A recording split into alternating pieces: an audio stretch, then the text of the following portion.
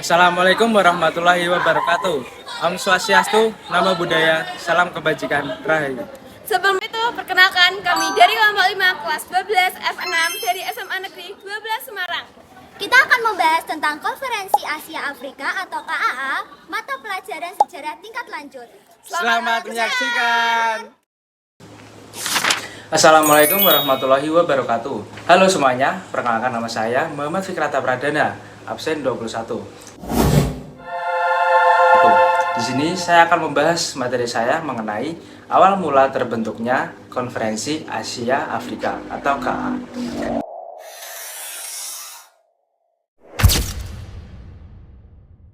At the Asian African Conference, in another surprising development, Communist China's Zhou Enlai proposes, then all but rejects talks on the Formosa crisis. Namun sebelum membahas lebih lanjut tentang awal mula KAA, bagaimana kondisi dunia setelah Perang Dunia Kedua? Jadi setelah Perang Dunia Kedua, dunia tidak langsung damai, akan tetapi muncul persaingan baru antara dua negara adidaya, yaitu Amerika Serikat yang memimpin blok Barat dengan paham kapitalisme dan liberalisme, serta Uni Soviet yang memimpin blok Timur dengan paham komunisme. Persaingan antara kedua negara adidaya ini disebut dengan Perang Dingin.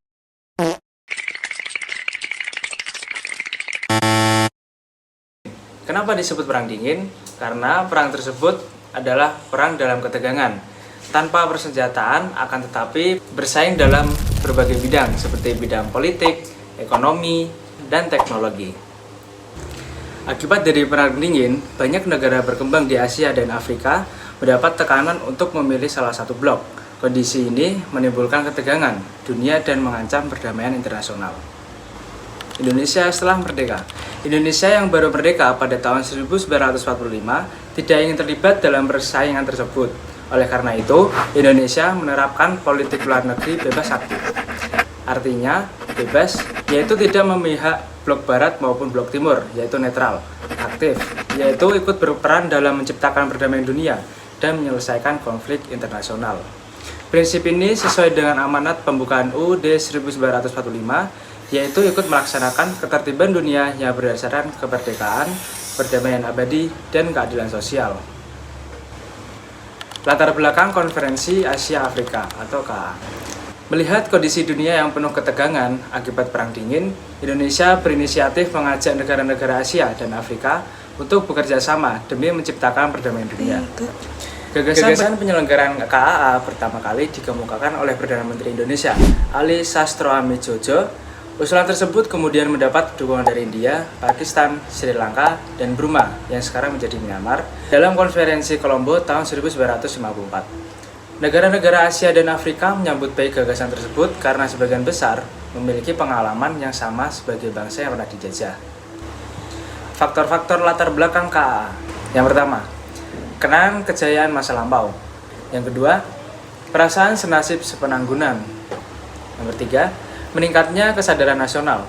Yang keempat, adanya Perang Dingin. Persaingan antara blok Barat dan blok Timur membuat dunia terpecah. Negara-negara Asia Afrika tidak ingin menjadi alat atau medan persaingan kedua blok tersebut.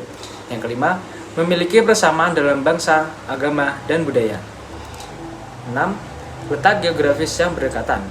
Asia dan Afrika berada dalam wilayah yang relatif berdekatan, sehingga hubungan perdagangan, politik, dan budaya lebih mudah dilakukan. Sekian yang dapat saya sampaikan. Selanjutnya akan dilanjutkan oleh rekan saya. Terima kasih. Dadah. Halo sobat-sobat, saya akan melanjutkan materi dari Arta. Perkenalkan, nama saya Nur Aini, absen 27. Berdiri saya di sini akan menjelaskan tentang konferensi sebelum dilaksanakan KAA. Sebelum KAA dilaksanakan, ada dua hal penting pendahuluan. Yang pertama itu ada konferensi Bogor, yang kedua ada konferensi Kolombo. Berikut penjelasannya. Konferensi Kolombo diselenggarakan di Kolombo, Sri Lanka pada tanggal 28 April sampai 2 Mei 1954. Konferensi Kolombo dihadiri oleh 5 Perdana Menteri. Yang pertama ada Muhammad Ali Jinnah, lahir pada 25 Desember 1876 di Karachi. Ia adalah seorang pengacara dan pemimpin politik yang memperjuangkan berdirinya negara Pakistan bagi umat Islam. Setelah Pakistan merdeka pada tahun 1947, ia menjadi gubernur jenderal pertama dan dikenal sebagai bapak bangsa Pakistan. Yang kedua adalah Sir John Kotelawala, adalah Perdana Menteri Ceylon, Sri Lanka yang menjadi salah satu pelopor konferensi KAA. Ia berperan menyelenggarakan konferensi Kolombo tahun 1954 yang menjadi langkah awal lahirnya KAA di Bandung pada tahun 1955.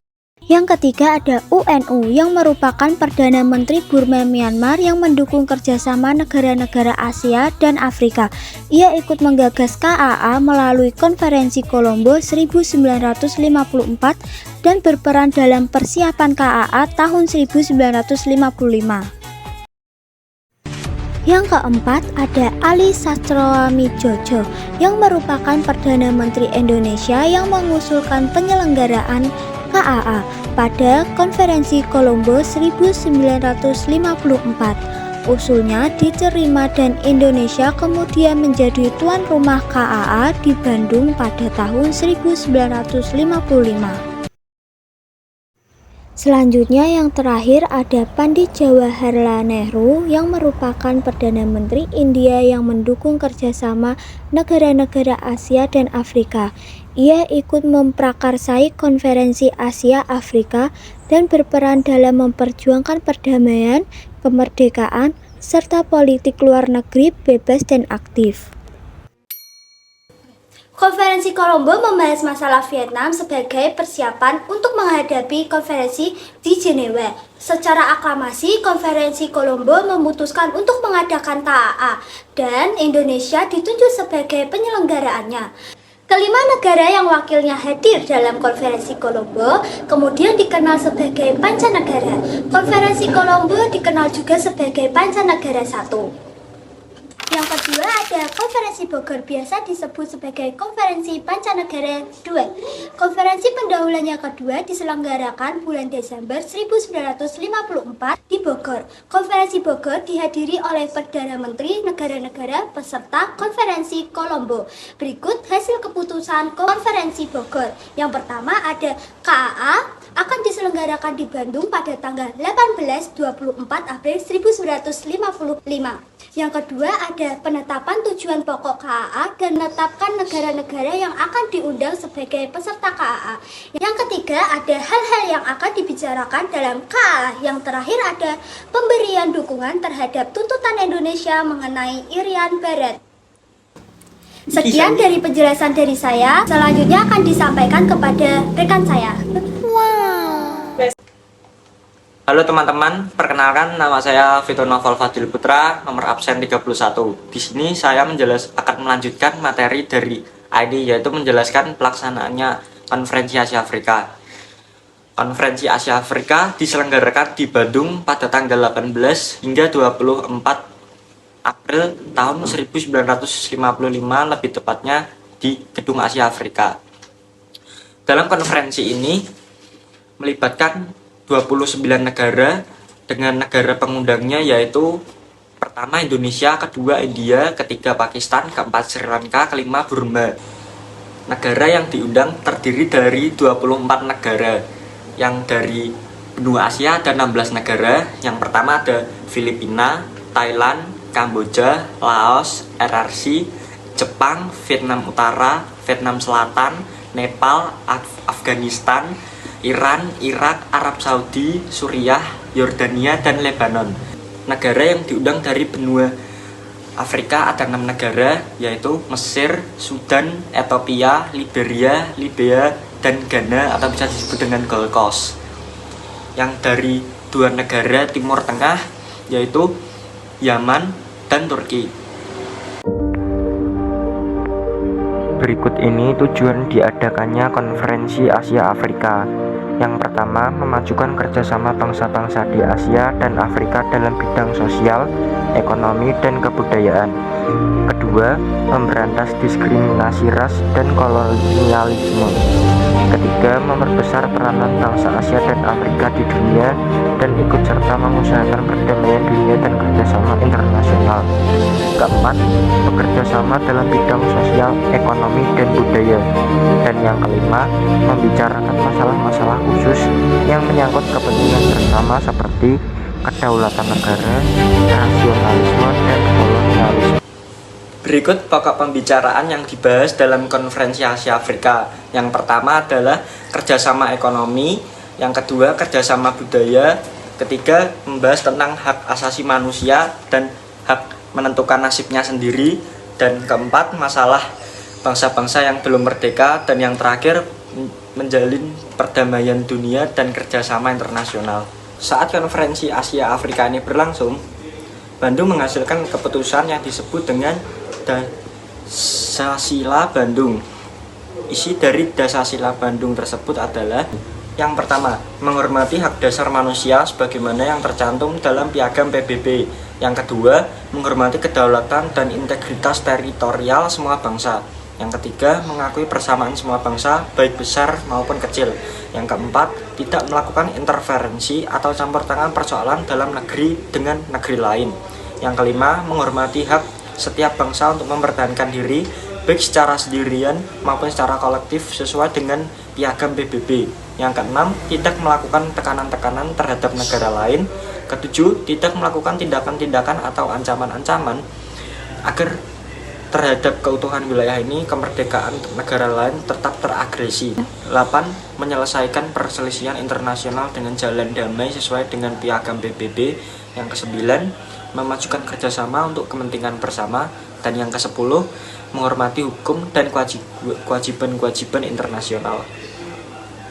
Sekian pemaparan materi dari saya. Terima kasih.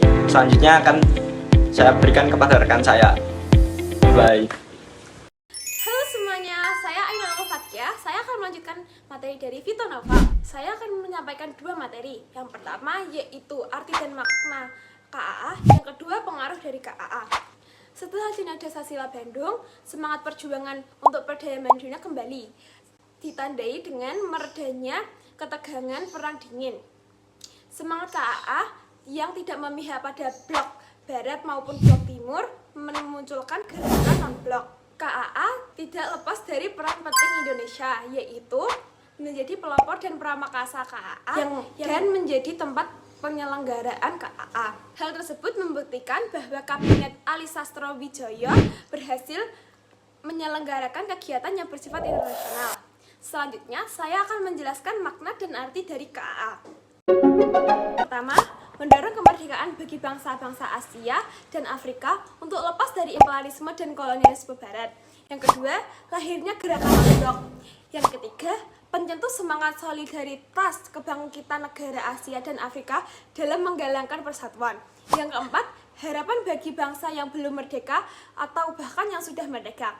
Yang kelima, politik luar negeri yang kembali aktif dan bebas, termasuk dijalankan oleh negara Indonesia, Sri Lanka, Myanmar, bahkan India. Yang keenam, diakuinya nilai Dasasila Bandung karena telah membuktikan keberhasilan dalam meredakan ketegangan saat Perang Dingin. Yang ketujuh, dihapusnya praktik diskriminasi ras oleh negara-negara maju. Selanjutnya, saya akan membahas pengaruh KAA bagi solidaritas dan perjuangan kemerdekaan bangsa Asia dan Afrika.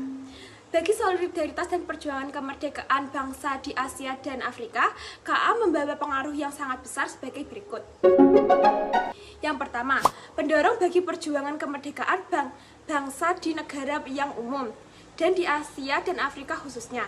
Yang kedua, memberikan pengaruh yang besar terhadap perjuangan bangsa di Asia dan di Afrika untuk mencapai kemerdekaan. Tiga, perintis dalam membina solidaritas bangsa-bangsa dan merupakan titik tolak untuk mengakui kenyataan bahwa di dunia harus dapat hidup berdampingan secara damai. Yang keempat, sebagai penyetus setia kawan dan kebangsaan di Asia dan Afrika. Yang kelima, sebagai penjelma kebangkitan di bangsa-bangsa di Asia dan Afrika. Yang keenam, banyak negara di Afrika yang sudah merdeka kemudian bergabung anggota PBB. Sekian materi dari saya. Bye-bye.